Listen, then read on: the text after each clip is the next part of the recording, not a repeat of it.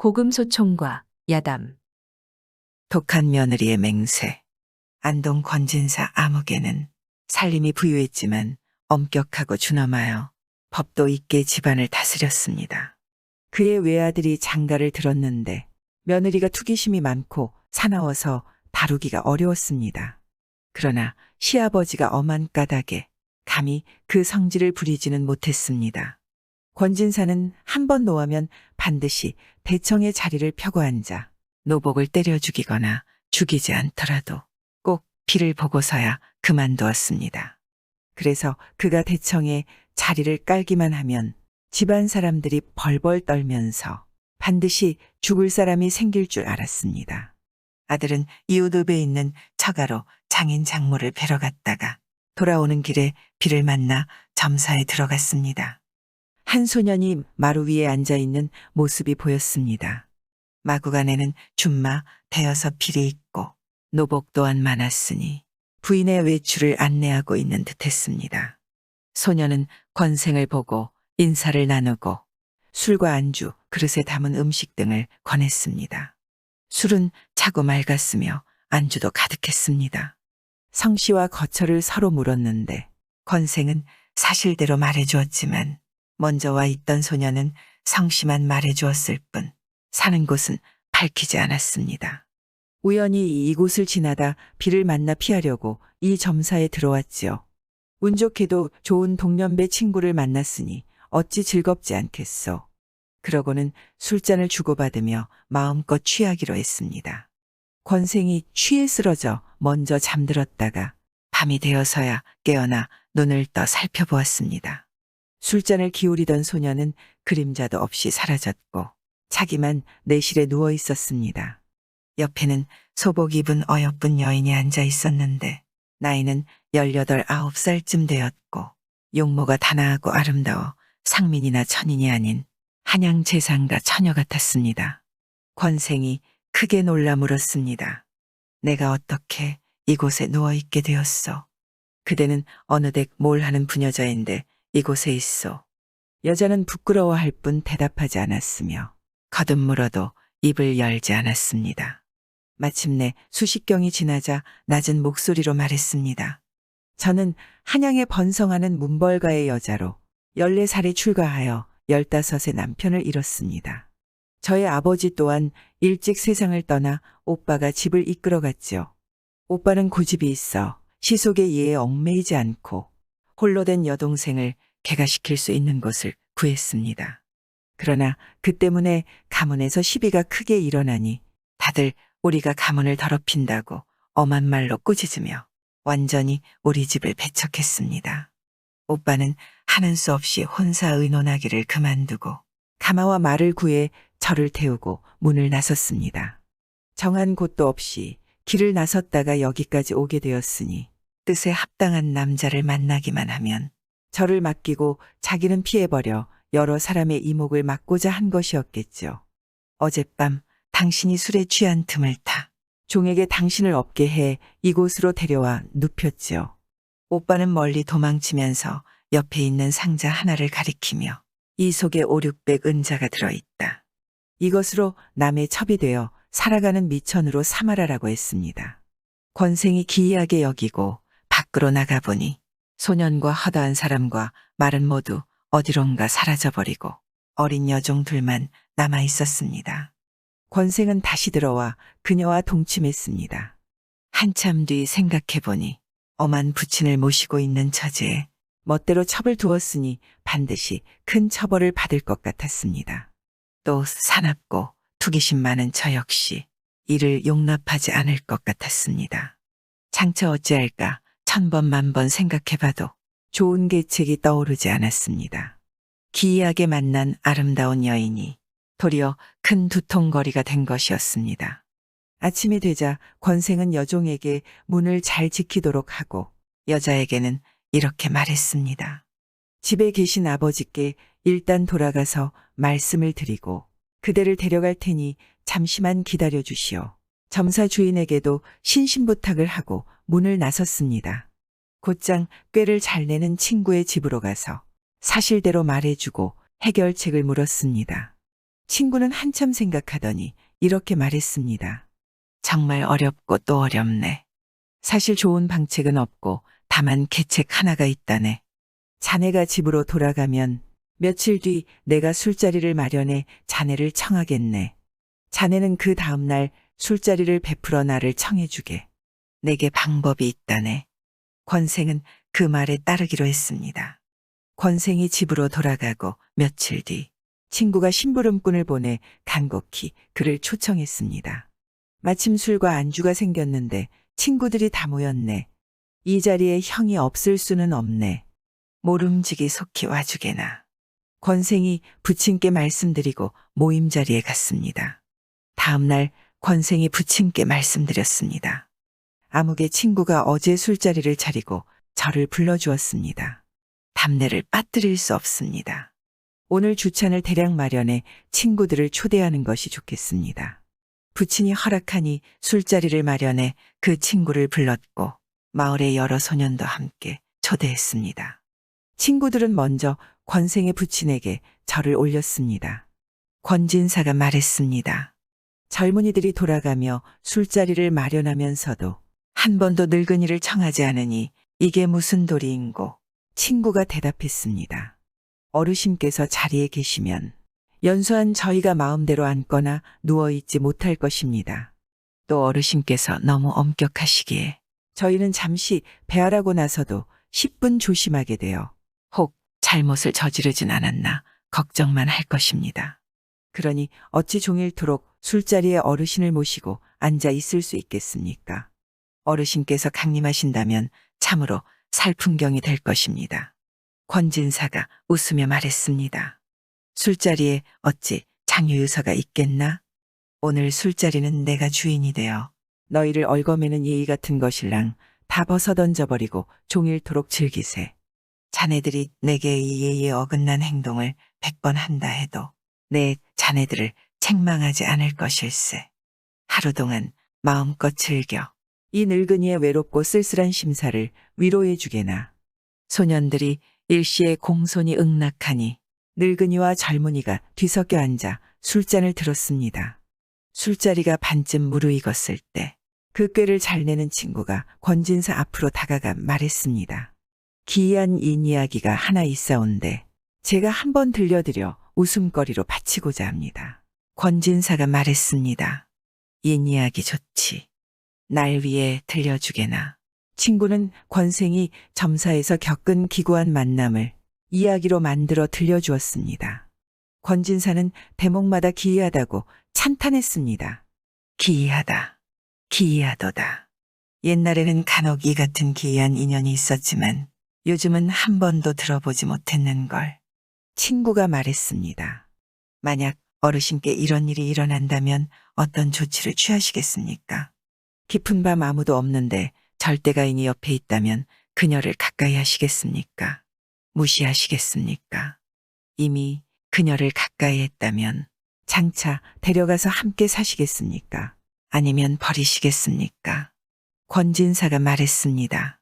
내가 궁영을 받은 사람도 아닌데 황혼에 가인을 만나면 헛되이 보낼 리가 있겠나.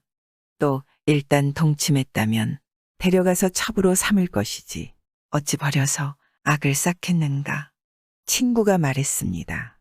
어르신께서는 본디 방정하고 엄격하시어 비록 이런 때를 당하시더라도 절대 회절하지는 않을 것 같은데요. 권진사가 머리를 절레절레 흔들며 말했습니다. 그렇지 않아. 그렇지 않아. 내가 그 일을 당했어도 부득불 회절할 수밖에 없었을 거야. 그 소년이 내실로 들어간 것도 고의가 아니라 남에게 속아서 그런 것이잖나. 그 사람이 고의로 여자를 범한 건 아니지. 젊은 사람이 미색을 보고 마음이 움직이는 건 당연한 일 아닌가. 그 여자도 사족으로서 이런 일을 당했으니 그 사정이 슬프고 처지가 절박하네.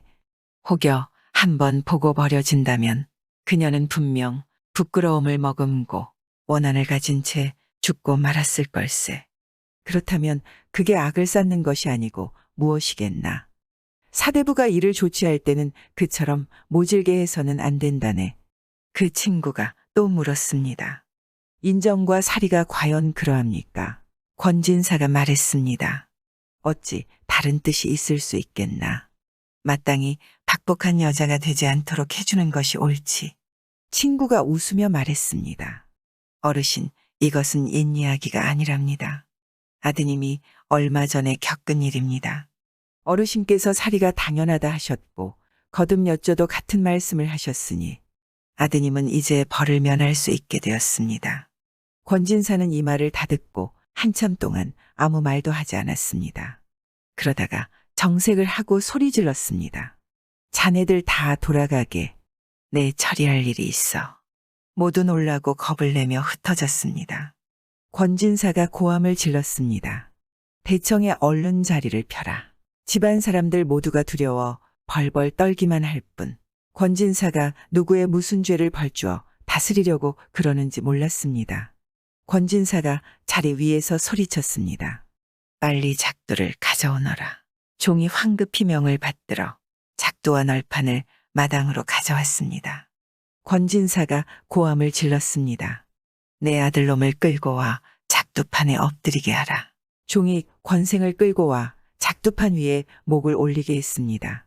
권진사가 크게 꾸짖었습니다.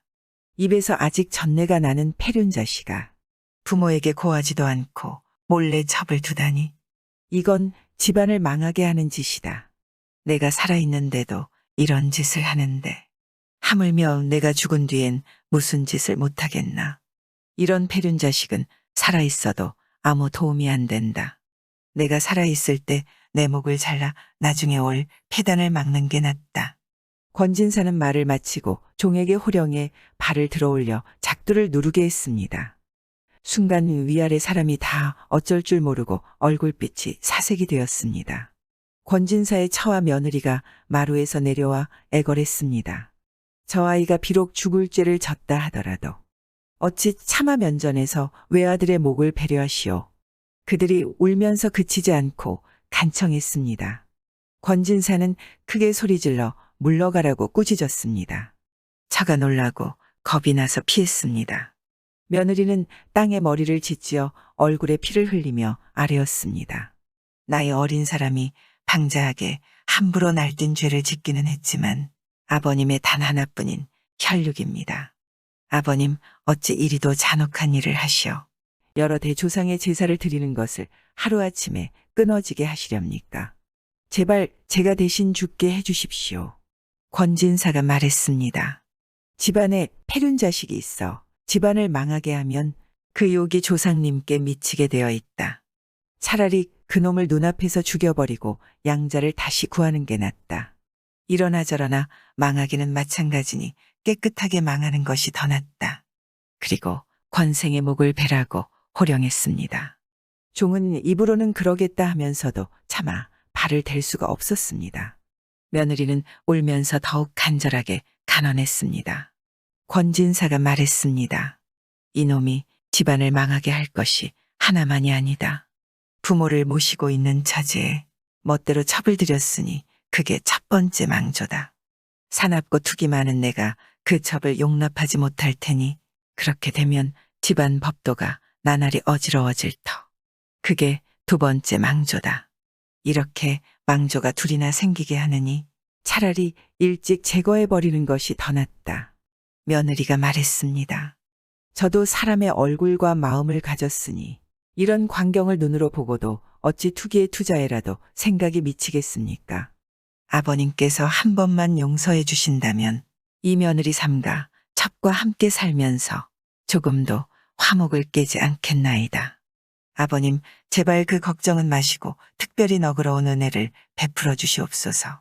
권진사가 말했습니다. 내가 비록 오늘의 조치에 절박해져서 그렇게 말하지만 겉으로만 그러지 속마음은 그렇지 않을 것이다. 며느리가 말했습니다. 어찌 그럴 리가 있겠습니까? 제가 아버님 말씀과 조금이라도 비슷한 마음이 있다면 하늘이 필히 천벌을 내리실 것이고 귀신도 저를 죽일 것입니다. 내가 살아있을 때는 내가 혹 그렇게라도 하겠지만 내가 죽고 나서는 반드시 다시 악독한 짓을 멋대로 할 것이다. 그때면 나는 이미 없고 패륜자식도 너를 억제하지 못할 것이니 그게 집안 망하는 일이 아니고 무엇이겠느냐. 이는 당장 저 녀석의 머리를 잘라 화근을 없애는 것만 못하다. 며느리가 말했습니다. 어찌 감히 그렇겠습니까? 아버님께서 돌아가시고 나서도 제가 조금이라도 못된 마음을 가진다면 저는 개되지만도 못할 것입니다. 삼가 맹세의 말을 써 올리겠습니다. 권진사가 말했습니다. 그렇다면 맹세의 말을 종이에 써서 바치거라. 며느리는 약속을 지키지 않으면 짐승만도 못하다는 맹세의 말을 쓰고 말했습니다. 하나라도 어기거나 배반하는 일이 있으면 제가 친정 부모님의 인육을 씻겠습니다. 맹세의 말이 이와 같은데도 아버님이 끝내 믿어 들어주지 않으신다면 죽음이 있을 따름입니다. 권진사가 마침내 며느리를 용서하고 나가게 했습니다. 그리고 우두머리 종에게 분부했습니다. 가마와 말, 인부를 거느리고 모점사로 가서 너희 서방님 소실을 모시고 오너라. 종이 명을 받들고 소실을 데리고 왔습니다. 소실에게 이 시부모를 처음으로 뵙고 인사드리는 절을 올리게 하고 정실에게 절을 시켰습니다. 서로 함께 살게 하니 며느리는 감히 한 소리도 하지 못하고 늙을 때까지 사이좋게 지내 남들이 이간하는 말을 하지 못했습니다. 승려가 된 종의 아들 안동 한광근은 대대로 서울의 서대문 밖에서 살았습니다. 그의 조부가 태어나면서부터 집안 살림에 조금씩 여유가 생기더니 노복들도 많아지고 결국 그는 읍에서 제일 가는 부자가 되었습니다. 그 집에는 성질 사나운 종이 하나 있었는데 그는 광근의 조부가 며느리를 맞이하는 날에 조부를 모욕했습니다. 조부가 크게 분노해 그를 때려 죽이려 하자 종은 도망쳐버렸습니다. 노여움이 그 종의 아내에게 옮겨가 조부는 그녀를 곳간에 가두었습니다. 때마침 혼례를 올리는 길이라 3일을 기다리고 나서 그녀를 죽이려 했습니다.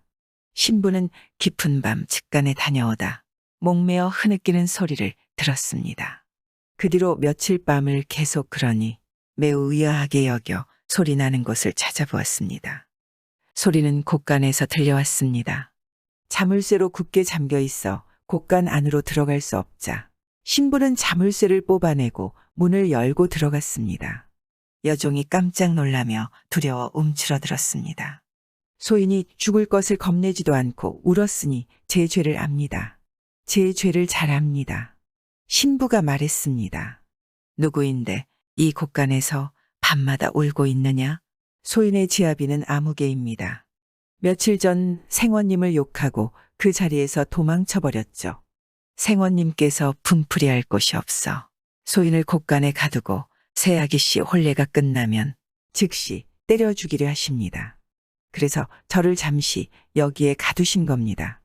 소인은 아침 아니면 저녁에 죽을 목숨이니 그만이라면 그만입니다. 다만 견디기 어려운 일이 있습니다.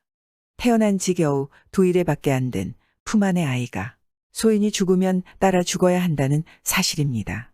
이것이 원통에 저도 모르게 우는 소리를 낸 것입니다. 신부는 그 이야기를 듣고 가여운 마음이 들어 여종에게 말했습니다. 나는 며칠 전 시집 온 신부다. 내가 지금 너를 보내줄 테니 꼭 멀리 도망쳐서 목숨을 보존해라. 여종이 말했습니다. 살아나가는 것이 소인에게 어찌 좋은 일이 아니겠습니까마는 아기 씨에게 돌아갈 죄와 책망이 작지 않을 텐데 그건 어떡합니까? 감히 그럴 수 없습니다. 신부가 말했습니다. 네, 다 막을 방법이 있다. 너는 많은 말 하지 말고 즉시 도망치거라. 그래서 여종은 밤을 틈타 멀리 가서 숨었습니다. 3일 뒤 조부는 바깥 마루에 나와 앉아서 건장한 종 몇 명에게 곳간 안에 가둬둔 여종을 끌어내오라 했습니다. 그런데 자물쇠는 그대로 있는데 여종은 그림자조차 보이지 않았습니다. 조부가 한바탕 큰 소동을 일으켜 장차 엄청난 일을 벌일 것처럼 구니 온 집안 사람들이 벌벌 떨었습니다. 그때 신부가 당황하지도 않고 당돌하게 나서서 자기가 자물쇠를 풀어 여종을 내보내준 일을 모두 고했습니다. 조부는 무척 분하고 원통했지만 며느리가 한 일이라 어쩔 수 없어 그대로 내버려 두었습니다. 몇 년이 지나 집안 형편은 점점 기울어갔고 생원은 늙어 세상을 떠났습니다. 신부는 아들 둘을 낳았는데 둘 다 재능이 있었지만 집안은 더욱 가난해졌습니다. 옛날 시집왔던 신부도 어느덧 늙어 죽었습니다. 바야흐로 초혼을 하고 발상하려는데 홀련 한승려가 통곡하며 곧바로 앞마당으로 달려들어왔습니다. 그가 땅에 엎드려 한참 동안 슬프게 곡하니 온 집안이 당황해했습니다. 승려가 곡을 마치자 두 상주가 물었습니다. 당신은 어디 사는 중인데 감히 이 양반집 안주인 초상에 당돌하게 들어와 곡을 하시오. 승려는 눈물을 훔치며 말했습니다. 소인은 아무종과 아무여종의 아들입니다. 소인이 대부인 마님의 하늘 같은 은덕을 입어 다시 살아나 감사의 마음을 마음에 새겨두었으니 하루라도 감히 잊을 수 있겠습니까? 오늘 마님께서 돌아가셨다는 소문을 들었으니 어찌 달려와서 곡을 하지 않을 수 있겠습니까? 상주 두 사람은 어릴 때부터 그 일의 전말을 실증나도록 들었던 터였습니다. 그래서 비로소 그 승려가 아무 여종이 곳간에서 안고 있던 그 아이임을 알아채고 서로 바라보며 탄식하고 감탄했습니다. 승려는 여러 날 행랑에서 머물다가 성복을 지내자 물었습니다. 상제님, 이렇게 거창하게 성복하고 장례를 시작하셨으니 다음 일을 준비하셔야 하는데 평소 정해두신 장지는 있습니까? 상주가 말했습니다. 우리 집 선사는 이미 남은 자리가 없고 또 집이 가난해 자리를 새로 마련하기도 쉽지 않으니 그게 걱정이라네. 승려가 말했습니다. 소인이 곳간에서 나온 뒤로 소인의 어머니는 저를 안고 젖을 줄 때마다 저를 어루만지며 말했죠. 너에게 오늘이 있는 건 다 마님의 은덕이다. 하늘, 땅, 바다조차 그 은덕의 높고 깊음을 말하는 데는 부족하다. 너는 뒷날 은혜를 꼭 갚아야 하느니라. 어머니가 돌아가신 지 오래되었지만 남기신 부탁은 아직 귓가에 생생하게 남아 있습니다. 보답하려는 일념이 제 가슴 속에 맺혀 있지요. 소인이 머리를 깎고 중이 되어 다행히도 이 신사를 만나 풍수의 기술을 거칠 게나마 알게 되었습니다. 오늘을 마음에 두고 20년 동안이나 산지를 구하러 다녔는데 여기서 30리쯤 되는 곳을 점지해 두었습니다. 그것은 모자 모향의 들인데 다른 풍수가의 말일랑 듣지 마시고 마음을 정해 하관을 하시면 대개 앞날에 조상의 덕을 이루 다 말할 수 없을 것입니다. 그렇게 하면 소인의 빚도 가히 다 갚을 수 있을 것입니다. 상주가 물었습니다. 그렇게 지극한 정성을 들였는데 어찌 다른 데서 구하겠소? 그 장지는 어느 곳에 있소? 여기서 강 하나만 건너면 인천 땅입니다. 저와 함께 가서 살펴보시죠. 다음 날 상주 두 사람은 승려와 함께 그곳으로 갔습니다. 승려가 쑥이 우거진 움푹한 곳을 가리키며 말했습니다. 이곳입니다. 이곳입니다. 상주가 말했습니다. 이곳에 오래된 무덤이 있는데 어찌 쓸 수가 있겠어. 이곳은 고인이 무덤을 둔 곳이기는 하지만 진짜 장지는 아니랍니다. 당장 파보시면 알 수 있습니다. 무덤을 파보니 고려시대에 묘표를 묻어둔 곳이었습니다. 상주는 크게 기뻐했습니다. 마침내 나를 잡아 하관하니 승려는 돌아가겠다고 했습니다. 소인의 일은 이제 다 끝났습니다. 마님도 능히 복지로 가셨으니 행운이 막대할 것입니다. 3년 뒤에는 댁의 가게가 조금 나아질 것이고 10여 년 뒤에는 작은 상제님께서 과거에 급제하실 겁니다. 그 뒤부터 무한히 크게 번창하실 것입니다. 작은 상제가 광근이었습니다. 광근은 과연 계사년 문과에 급제했고 청직을 여러 번 역임했습니다. 그 자손도 번성하니 빛이 났습니다. 임자년간에 광근은 안동원으로 있었는데 그때 영남의 한 지사를 만났습니다. 그는 광근의 친산을 보고 떠들썩하게 시비를 가리며 여러 가지 이유를 대며 그곳을 비방하고 헐뜯었습니다. 광근이 그 말에 현혹되어 무덤을 옮겨 장사를 다시 올리려고 무덤을 파내기 시작했습니다. 그때 산 위에서 한 늙은 승려가 승려들이 입는 회색의 웃옷을 손에 들고 급히 산에서 내려오며 큰 소리로 말했습니다. 파지 마시오. 파지 마시오.